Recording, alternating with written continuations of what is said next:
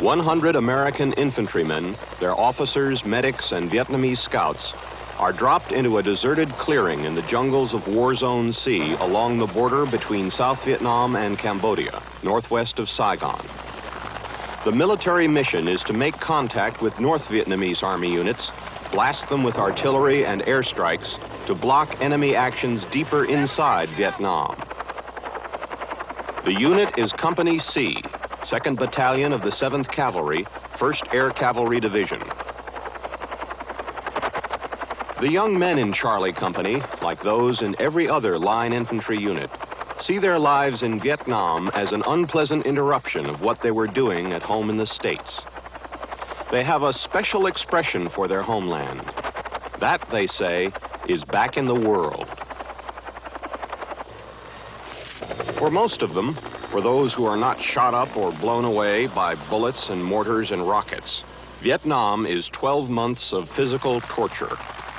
Endless hours of forced marching, sweating under the tropical Asian sun, grunting and groaning in the harness of a 90-pound pack, soaking in the rains of the monsoon, fighting off insects and crawling lizards, swallowing tasteless food crammed into cans, nursing the infected skin sores called jungle rot, collapsing every day with blistered feet and cramped muscles, and enduring the very private agony of memories of back in the world, and each man's separation from his friends and folks. This, for 1 year, is their world. You seen somebody walking? You saw somebody walking, you say? Yeah. Okay, just keep your eyes open. Did you know which way he was going? I'm on parallel trail. Say again? Parallel to trail. Parallel to the trail? Where I'm at DT moment. Okay, just play it cool. The constant danger of contact and killing adds to the strain of surviving. The final physical task after each day's patrol is clearing a camp for the night. You're pretty much used to it after a while. It doesn't bother me too much anymore. How about you? I understand. Hard work? This isn't too hard right here. It's been a lot harder when we're in bamboo sometimes. Pushing against the bush is another hazard in the 100-degree heat, particularly for point men, those who lead the way for Charlie Company. PFC Steve Puget passed out from the heat and exhaustion after pushing too long one day. Just can't walk through that kind of stuff all day. Just can't do it. What does it do to you? Well, try to name something it doesn't do to you. My partner Marsh walked it after I fluttered out there. Just can't hack that stuff all day.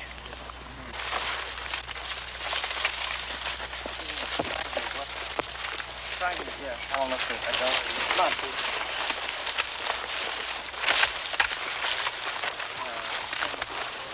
Puge, the point man, is sent back for medical treatment, the pain of his earlier convulsion and delirium still showing. At 18, Puge's condition will improve enough in a few days for him to return to the field. Medical evacuations are rare in Charlie Company, so few are their casualties.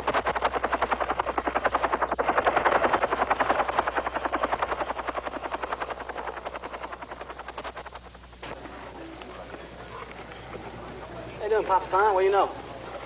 It is a rare but welcome day when hot food is brought out to the men.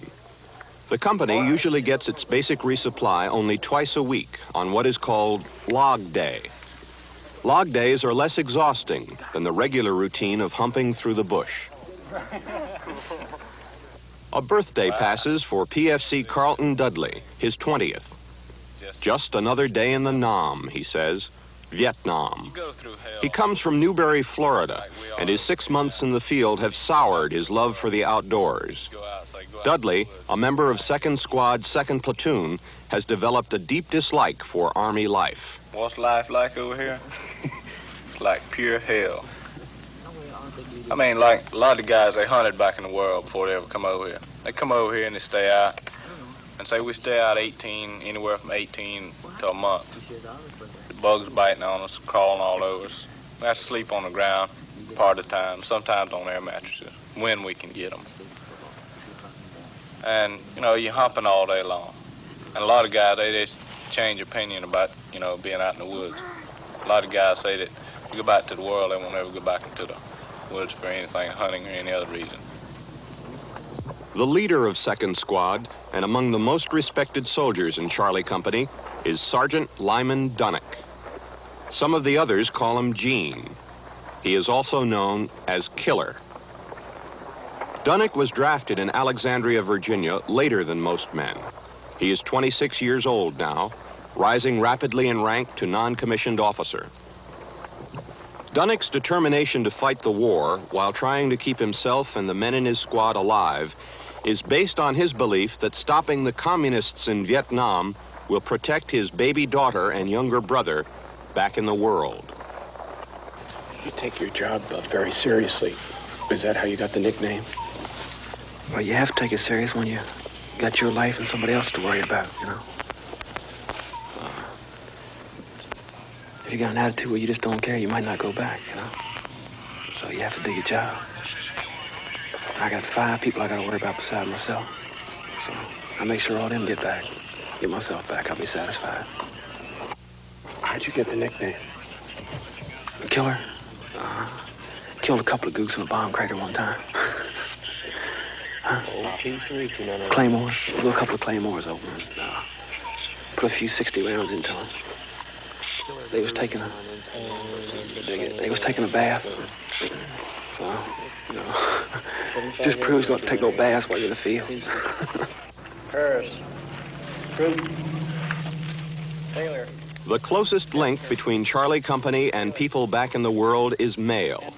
Letters are the most important source of information about what's happening at home.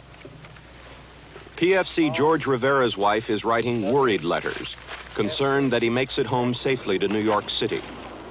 Rivera is the oldest man in 2nd Squad, 29, and has the least time left to serve in Vietnam. He was seriously wounded once, and now that he's getting short, Rivera is nervous about surviving the final weeks. Yeah. When you get short like that, you kind of start to worry about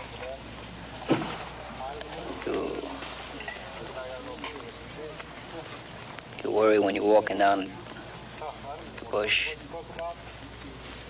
You worry about getting hit. For me, I worry about getting hit again.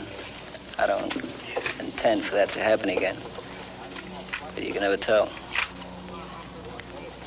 You feel that there's somebody after you specifically, just you, because you're short. They don't want nobody else, they just want you. Spooky. It's really something.